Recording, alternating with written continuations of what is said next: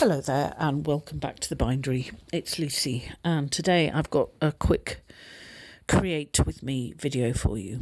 I'd hoped to have one about a different way to add pages to an altered book, but as you'll see from the state of my right thumb in some of this footage, I've done myself a bit of an injury and I can't use my thumb to press properly or to bone things down properly. So that video has had to wait. So instead, I just wanted to do some simple making and creating and to share the process I've started, which is really a response to the creator at Shanouki Art, who is running for this year for the third time a project that she calls the Full Deck Challenge, which is over the year the altering of an entire deck of cards. I really enjoy watching her stuff. She's got a really unpretentious, approachable style, but shows a lot of techniques and interesting ideas. And I just fancied making a start on a deck of cards myself. But given how many other things I've got going on, I've decided I probably better call this the Not Quite Playing with a Full Deck Challenge. So here it is. And I've started with the Ace of Spades, and I'm just putting down some tissue, as you see, to start creating the background. And at the moment I'm using Mod Podge and tissue, and I'm quite deliberately leaving it fairly scrunched up so that I get some texture in the background. I feel I ought to add the note that none of this is offered with a sense of its revolutionariness or amazing new techniqueness. It's much more a question of recognising how nice it is to share creative processes, and for me anyway, to acknowledge the fact that working in mixed media, that no matter how confidently I start, there's usually a place in the middle where I lose all hope and I go through the kind of doldrums of, no, this is dreadful, I've just made a mess of this, and really get on my own case. But that there's something peculiar about mixed media work. If you just keep on doing stuff and working intuitively, usually something comes out all right. So I finished with the Mod Podge and the tissue.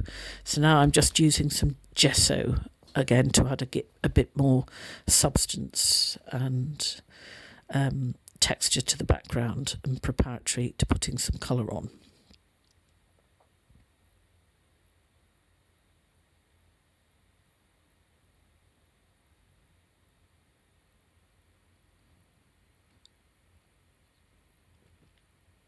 So I'm going to be using the Brusho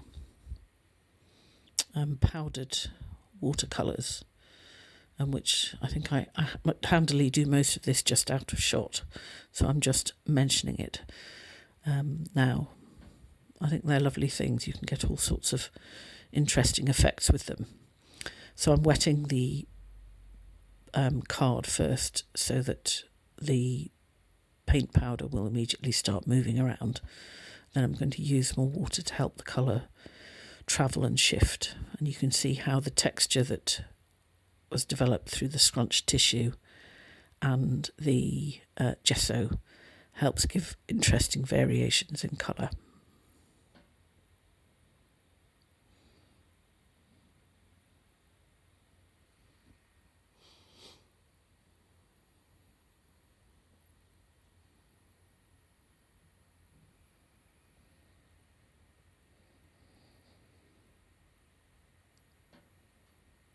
If, like me, you have a tendency to hold the heat gun a bit too close to your work, you can also use it to move around, to push the colour around too.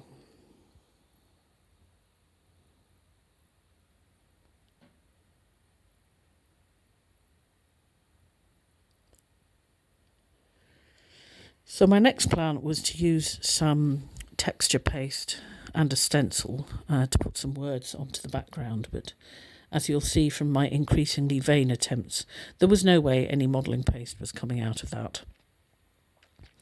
I kind of even got rid of the bit that had bunged up the tube, and still it's history. So that was getting tossed. So it was back out with some more gesso, and I ditched the stencil idea and just started picking up some of the bits and pieces I've got on my desk. This is a bit of eco-dyed cheesecloth, and I'm just literally using some of the scraps on my desk to sort of build up a cluster and some more texture on the card.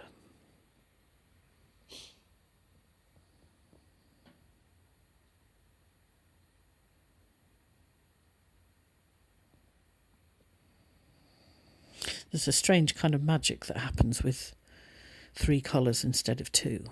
I don't know. There's probably some theory to it that I'm not experienced enough to know.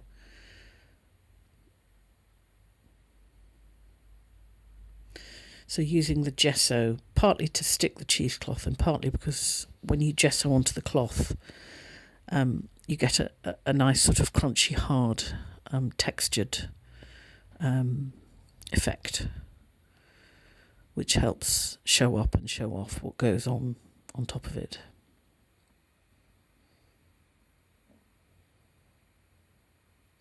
I'm going to be sewing over these bits, so I'm just gluing very lightly just to hold them in place until I get it to the sewing machine.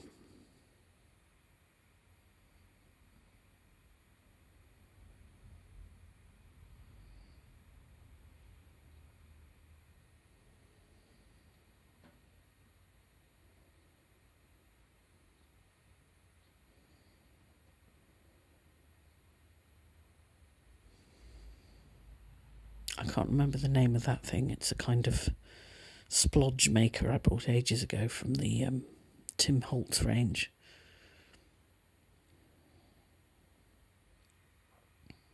So just drying it so it's safe to put through the sewing machine.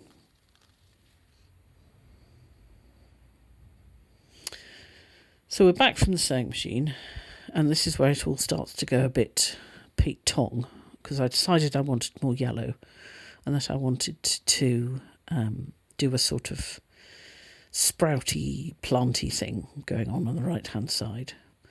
And I love the brightness of Neocolour pastels, but as soon as I put more water on it, of course it activated the brusho that was underneath, so I just ended up with a completely inconsequential, smeary mess. Fortunately, I had plenty of that yellow netting, so I just decided to build up some more collage with the layers of fabric. And I discovered that when you get the heat gun too close to them, because it's a synthetic fabric, it sort of shrinks and curls and goes quite hard, which added some more entirely unintentional texture. A bit like that thing we used to do when I was little, where you put crisp bags in the oven and they shrank, and then you could make them into badges and swap them with your friends. The same kind of shrivelling effect. And it worked out quite well. So I've got my little sprouty bit of plant, and now again I'm going to take that over to the sewing machine to stitch on some detail. Didn't really give you much of a chance to see it there, sorry about that, but you'll see it at the end. Just using some of the trusty charcoal pencils for a bit of shadow and depth. And then obviously time for some bling. I had this gorgeous bit of sari trim on the other side of the workbench, so I'm just mucking about, taking off some sequins and deciding where I want them to go. I guess it's about trying to even out the colours. As you can see, this is totally working without a plan and just enjoying the process. When you see such amazing art on YouTube, I think it can be very daunting. And it's allowing yourself, partly I wanted to put this up because it's about allowing yourself to play and not getting too hung up on having a plan and knowing what it's going to turn out like from the beginning. So I wanted a little bit of text here, and I chose the word new, partly because it's New Year, partly because it's the beginning of a new project, and partly because new's a good energy to be having with you at this time of year. So I did some more sewing, holding that in place. I'm just trimming off the various bits of beard hanging off this card, and now I'm just putting a little bit of the dark colour around the edges just to give some definition to the piece as a whole. Then time for a few more bits of colour just to distribute that more evenly across the card, and using my trusty drawing ink pen, and obviously it wouldn't be a project of mine without Liquitex gold metallic ink. I also discovered that when you hold the heat gun too close to this, you get this really nice blistered, bubbly, textured effect. So I'll be able to do that intentionally next time.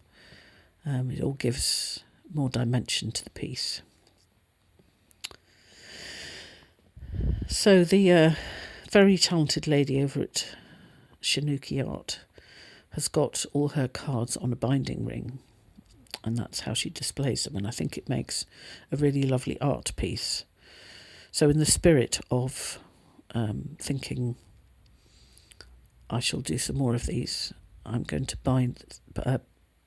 put an eyelet in this and put it onto a binding ring.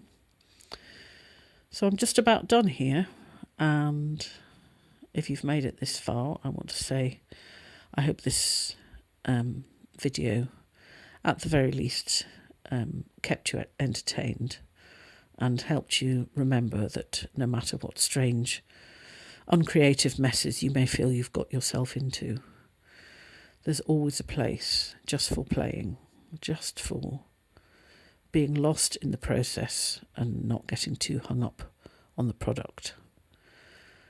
But then, by the end, being pleased with the product, because it's your product. It's a thing you've made, you've enjoyed doing it, and it's a new thing that exists in the world.